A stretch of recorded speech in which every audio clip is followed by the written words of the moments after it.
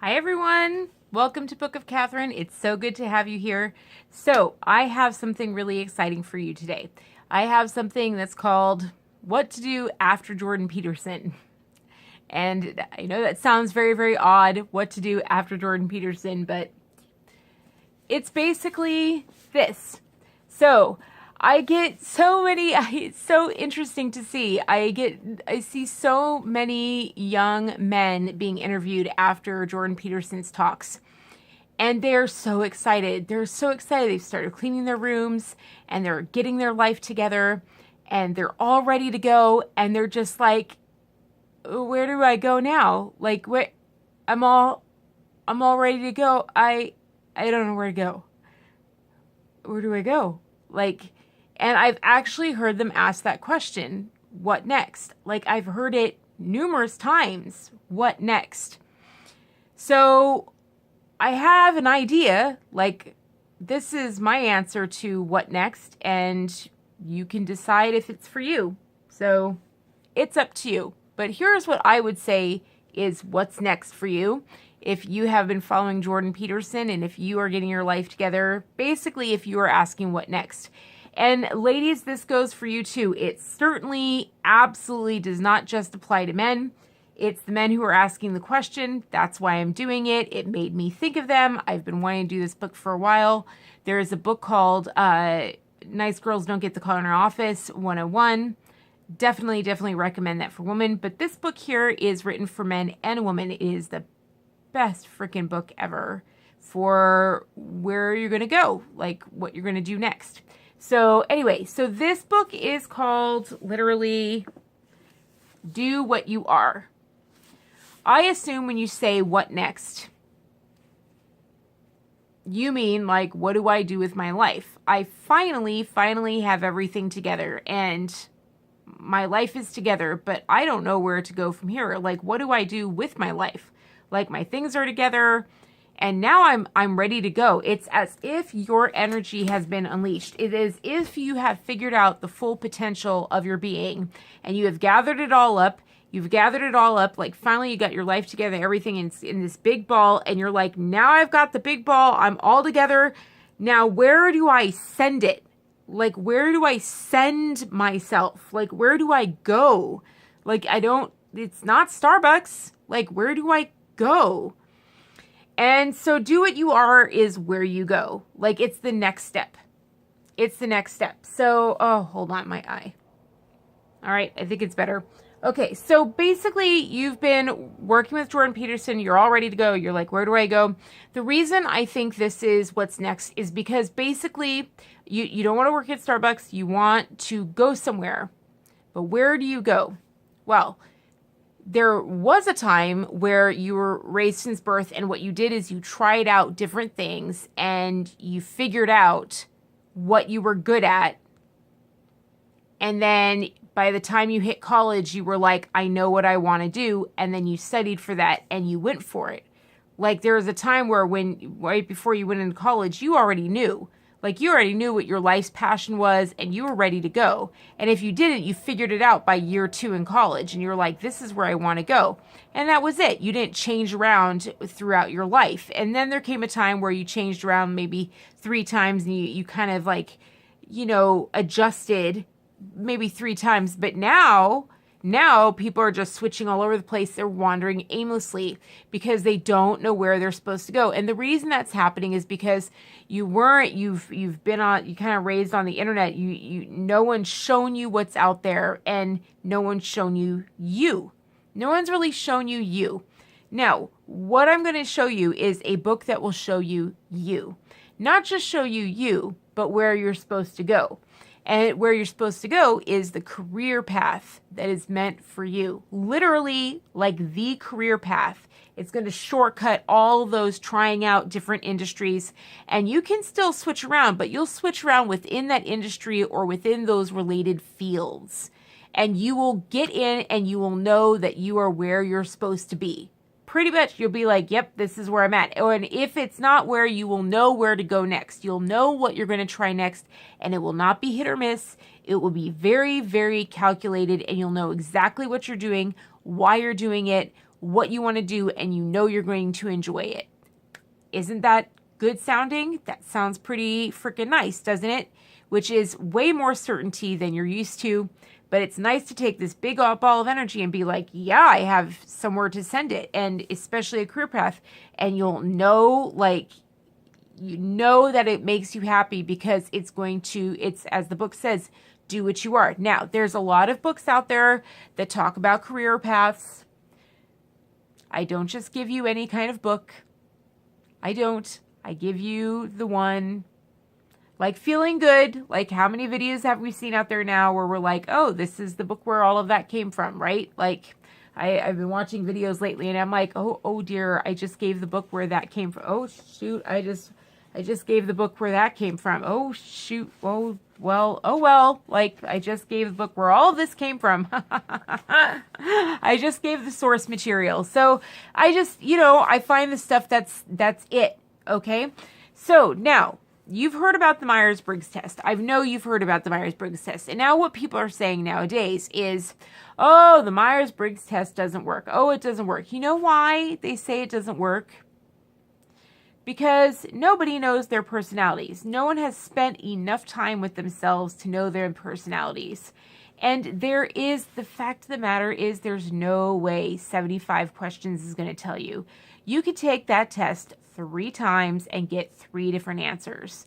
Like, you have to know yourself in order to get it right every time. Like, you got to know yourself. You got to really know yourself. You got to be good at taking questions that way, question answers. Like, that test was written for a different era with people raised a different way, and you are not that era.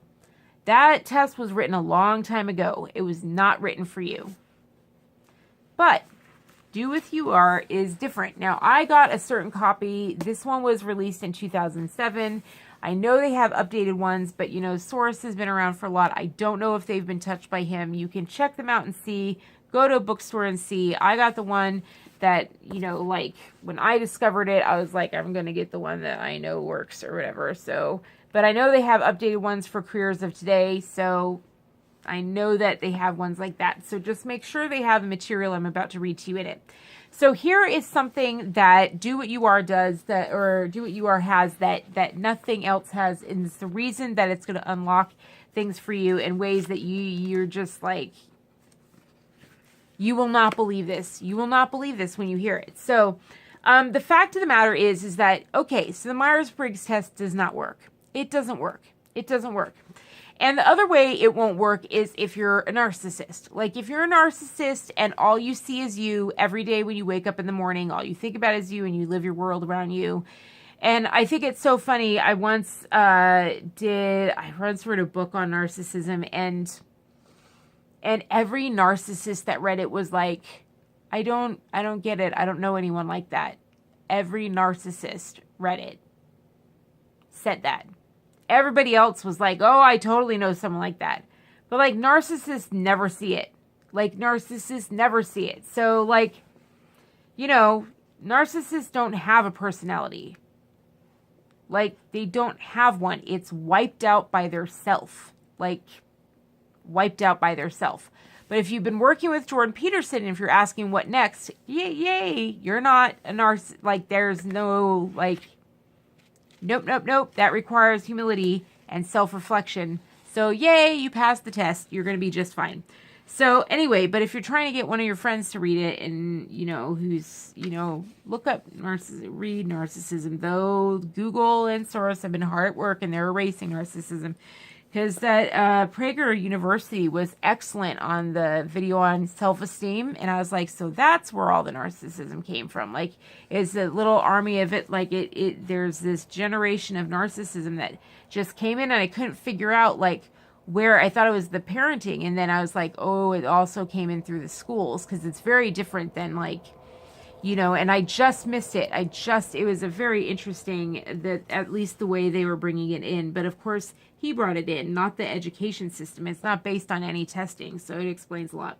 So anyway, so this is the way they do this is they do it very, very different. So it says, to suit yourself, you must know yourself. And that's very, very, very true. So what it does is it says, how to determine your personality type. So the first chapter is basically does something genius. It doesn't give you a test. What it actually does is it breaks down the personality types. And it says, look, they give you, and this, let me just break it down for you. Let me explain it. So, because this is how we all work, and we do. It's so easy. It's so easy. So we all have like basically 4 ways we work. All right. So we're either, and you've heard all of these. I know you've heard all of them. We're all either an extrovert or an introvert, right? All right. Well, if you think that works, then that's it. Myers-Briggs works because they're the ones that did that. Like extrovert, introvert. Ding, ding, ding. So that's one area. Extrovert, introvert. All right. So, and if you don't know which one you are, this book will help you figure that out. Extrovert, introvert. All right. Then the second area is sensing versus intuition. Like, are you intuitive or are you a numbers kind of person? Like, you figure out things through numbers. How do you make decisions? Do you make decisions based on your gut or do you make decisions based on what you see down on paper? I'll be breaking this down more. Okay. Thinking versus feeling. Like, are you up in your head a lot or do you feel with your body? Like, how does it come to decisions based on that? And then the final one is judging versus perceiving. Judging is really deceptive. I don't like that word, actually. Judging is like, do you like to bring things to a close? And finality was perceiving, which I also don't like. Perceiving is kind of like you leave things open-ended. So a lot of entrepreneurs are open-ended, like they're great at entrepreneurial because entrepreneurs see things with a vision, but they never finish them out. They need people who are good at judging. They go hire people with judging skills because judging likes to finish the task. They just can't rest until the task is finished. And so those are the 4 areas, right? Now, what happens is that this book doesn't give you a test. What the book does is they actually go through and they give this wonderful long chapter on each section. And they give examples of and I'm going to, let me, like, it is so well written. It's going to be like listening to me. You're going to feel like I'm sitting in your bedroom. I swear to heavens above.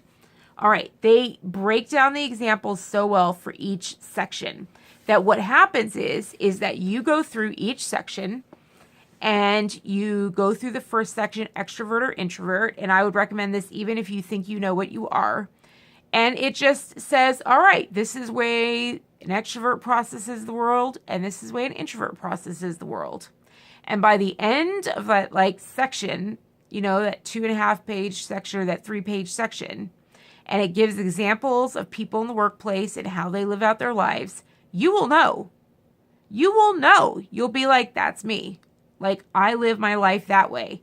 That's literally how I am at the workplace. You'll just be like, I'm that letter. That's me. I'm either this letter or that letter. It will be so easy.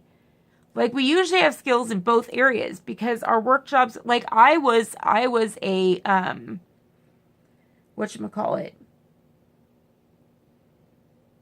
I was intuitive, very, very intuitive, right? But then when I owned a business, I had to become a sensing. Like, I had to become a sensing. Like, it pulled the sensing out of me. Like, it really pulled all these other skills out of me because I was in a job that required it. Like, it required it. And so the other side developed. So, like, I used to be way on this side of the scale and it kind of tilted over to the middle. And so, so you can have skills in both, but you will know which side you fall on. You will know which one comes more naturally to you. And you'll just be like, ding, I'm that letter. Then you go to the next section. Read it, you will know. Boom, I am on this side. It will be easy, and I will show you how easy it is. Watch this. All right, so I'm just going to give you the example. This is how easy they make it. This is the example. Like, I remember this is how I bought the book because I read this example. This was for sensing versus intuition, and I read this when I was in the bookstore, and I was like I didn't know people could write textbooks this way. I don't know if it's a textbook, but it said, Elizabeth, it said sensors are, everyone uses both sensing and intuition in daily life. Intuitives are well aware of the data their 5 senses are bringing in. And sensors can interpret the meaning of someone's words, figure out a new way to handle a problem, or guess who done it. Even so, everyone has a preference for either sensing or intuition. We all use one process more naturally, more often, and with more success than the other. Sensors are especially good at noticing and remembering a great many facts. Think of anyone who loves sports and are great at remembering a great many facts. And intuitives are best at interpreting facts or gleaning insights, as the following story illustrates. Who would you know like that? Who would you know at interpreting facts or gleaning insights? Does that sound like anyone you know? If you read my Twitter feed, right?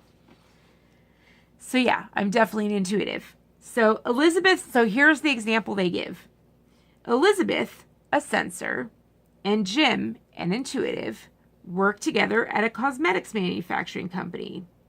One day, the president hastily called all department heads together for a rather tense meeting.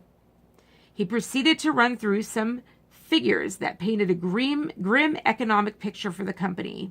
If things didn't improve, he said, employees would have to be laid off and other cost-cutting measures taken. The meeting ended abruptly, and the department heads left in some confusion. Jim and Elizabeth immediately went behind closed doors to compare notes. Elizabeth, who's the censor, recognized that the company was truly in financial trouble because she understood the figures the president had quoted. As Elizabeth made additional calculations on a memo pad, her results, clear as could be in black and white, alarmed her even more than the meeting had. Although Jim didn't have a head for numbers, he too was quite alarmed. He had known something was wrong as soon as he'd walked in the meeting. And now he had a sense that there was more going on than the president had indicated. Jim had noticed immediately that their usually easygoing president was agitated, and he'd also seen several department heads exchange furtive looks. He now remarked to Elizabeth that relations seemed particularly strained between the president and the vice president for research and development. Sounds like me and my husband. Although nothing had been said about it at the meeting, Jim wondered if the company's greatly anticipated new skincare line that was being developed might be in trouble, which would have a drastic effect on the bottom line. Sounds just like me. As it turned out, both Jim and Elizabeth were correct. A few days later, the president broke the bad news, and for completely different reasons, as we've seen, neither Jim nor Elizabeth were surprised. Although they each had focused on different kinds of data, they had both arrived to the same conclusion. While sensors like details and see clearly what is actually before them, intuitives have little interest in details and tend to look for underlying patterns or go for the big picture. A sensor and an intuitive can see exactly the same situation very differently, which means they'll recollect things differently too. I bet you already know if you're a sensor or an intuitive. And it still goes on. I just read you one page. And there's like 2 more pages on just sensing and intuitive. You will know. You will know by the end of that first chapter what letter you are in all 4 sections. And once you have each letter written down, I bet Jordan Peterson can guess which one I am. I bet he already knows. I bet he's already like, oh, she's these 4 letters. Because you get to know the personalities. Like, psychologists, they're so good, like they know this works so much that they know the personalities when they walk through the door. There's like a ton. How many personalities when you combine all 4? Because then each one, what happens is that you just write down which letter you are in all 4 sections, so you end up being 4 letters, like an INTJ, right? You're an intuitive, or an I can't remember. So but you're like in a thinking and a judging, like you're those four. And then what you do is you take those 4 letters, you're like, all right, that's me. I'm these 4 letters. And then you go into the rest of the book.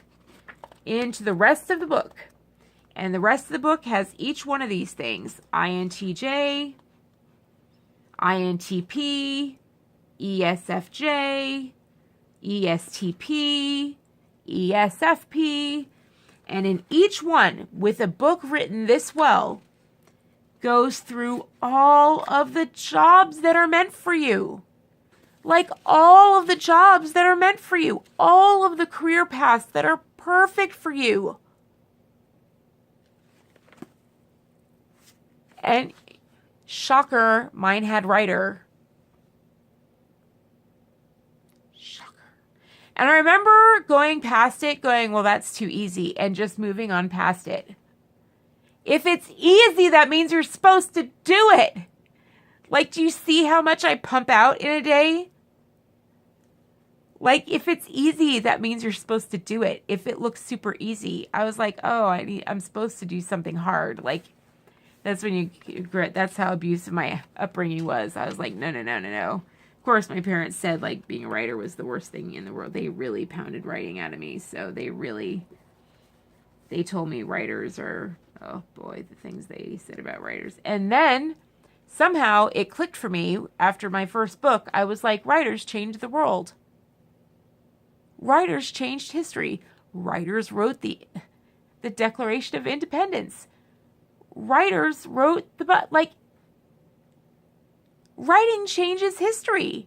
It's Civil Rights Act. That's writers. I was like, writers are some of the most important people in mankind.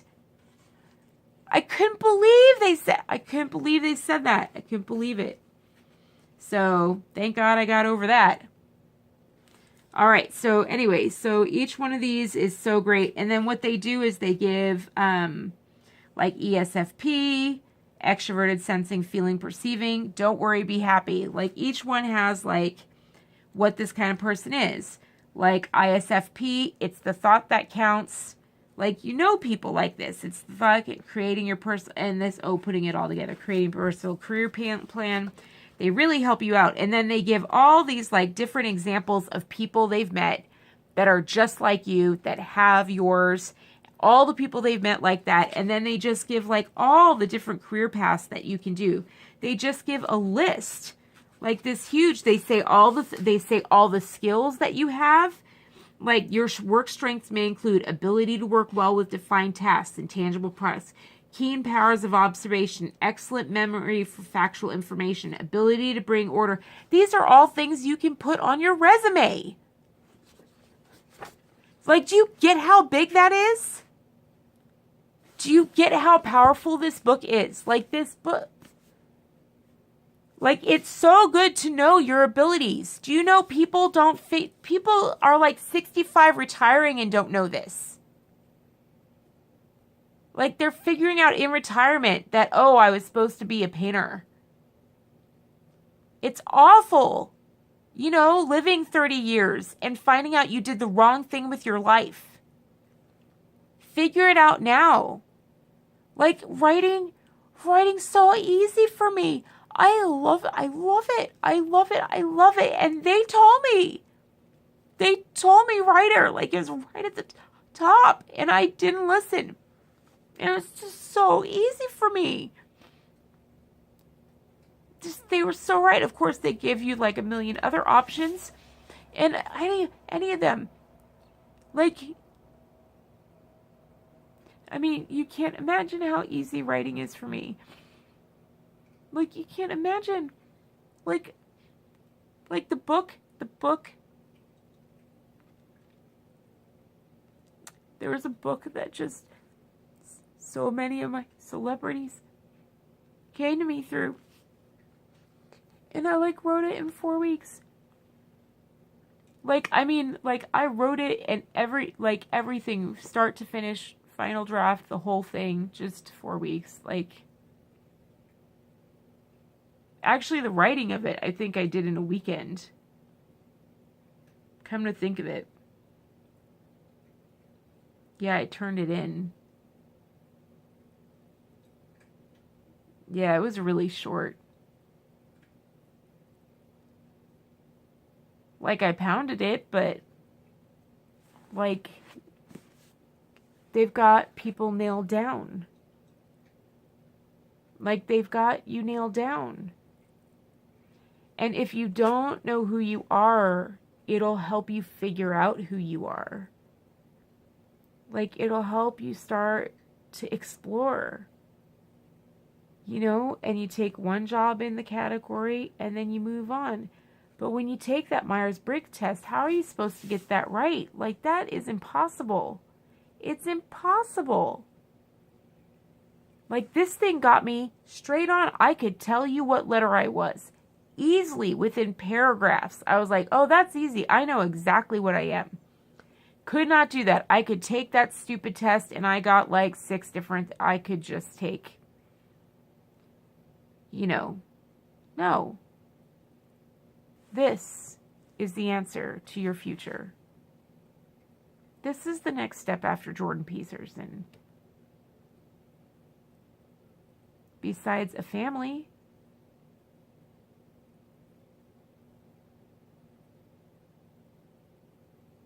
because having someone to share your life with is breathtaking. Leaving the nest is everything. But your career, doing what you are, do you know how empowering that is? Do you have any idea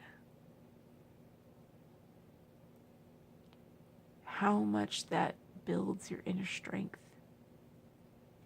I mean, it makes you feel like you can conquer the world. Not to mention knowing how you're made. Like knowing how you process the world. Knowing, no longer feeling stressed to be this way or that way. Because you just know that's not the way I'm made. Oh gosh, that is just like, when I found out how I was made, I remember I learned like other celebrities that were made that way. And somehow I remember just, it changed things for me. Because I saw the things that they did and I just related better. Like I learned from them. And I just kind of felt there's almost like this, like, felt less alone somehow in some weird way. And just kind of like, okay, yeah, they processed like me. Okay, that's how they did it like me. Okay. And I just felt like I had some guidance. Maybe because I didn't have, guidance or something like that. But for me, it was good to have someone living out their fullest potential to look to that was made like me. I needed that. I'm grateful. I'm so grateful. And I hope that it does the same for you. I really believe this will be your next step to unlocking like just an unparalleled level of power within you. Because it's one thing